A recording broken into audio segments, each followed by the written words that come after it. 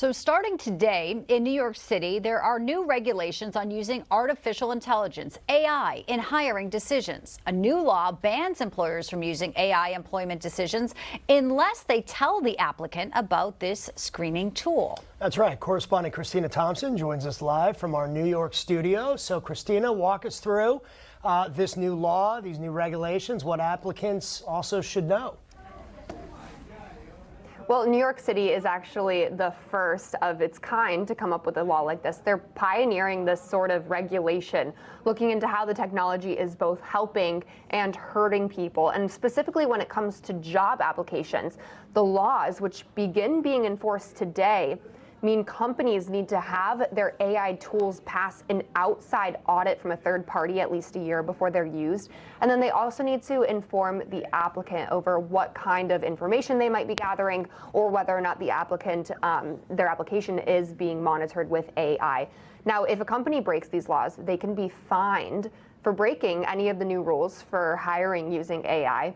AI tools for hiring, they're becoming more and more popular amongst corporations. They can sift through resumes. AI can read body language. AI helps to streamline the hiring process by matching skills with skills that corporations are looking for. But some are accusing these tools of potentially discriminating based on certain characteristics like race and gender. Now, New Science wrote on Twitter, a first-of-its-kind law in New York City aims to make the use of AI in hiring and promotion both clearer and fairer, but critics say it does neither. Now, public interest advocates say it doesn't go far enough, and business groups say it is very impractical, but it's just one day, and already it's stirring up a lot of commotion. Bianca, John? Yeah, All right. it sure is. Yeah, I'm sure it will continue to as well. Christina Thompson, thank you. So let's discuss New York City's new AI law with Warren Parker. He's the chairman of South Coast Cyber Center. Warren, good to see you. So, I mean, the question that I have is, thanks.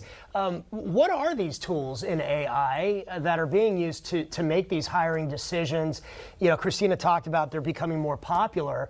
What kind of companies would even use, AI technology, for hiring, candidates or possible employees? Well, I think it's probably large corporations, large companies that have to make significant numbers of hiring decisions across time are using these things to screen resumes, screen applications, electronic applications. I think on the face of it, the New York law looks fairly reasonable. You ought to disclose what you're doing, and it looks a reasonable view of it. My concern would be that as we regulate artificial intelligence more and more, that we stifle innovation, and that's the real concern I think I have here. And who becomes the guardian of the guardians ultimately in this artificial intelligence world?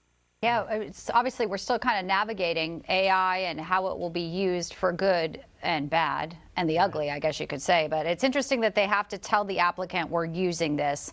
And I think a lot of applicants may say, well, thanks for the transparency. And maybe it behooves them to use AI to maybe spruce up their, resume. So we'll see how it plays out. While we have you, another big topic is ransomware gangs targeting schools now, Warren. They're stealing confidential documents, dumping them online. Many parents maybe have no idea. The AP is reporting on this. These are documents that describe, students' sexual assaults on campus, psychiatric hospitalization, parents' sensitive things if they were abused, suicide attempts. So alarming because schools apparently were just having files locked in cabinets. But this is really to highlight school sensitive documents that parents may not know are possibly under threat. Yeah, I think that there are two pieces of this. One is parents need to be aware of what documents the school or the school system holds on their child. I think this is really important. What documents do they have? And how are they stored and protected? Very important. Secondarily, just as important is how is the information secured?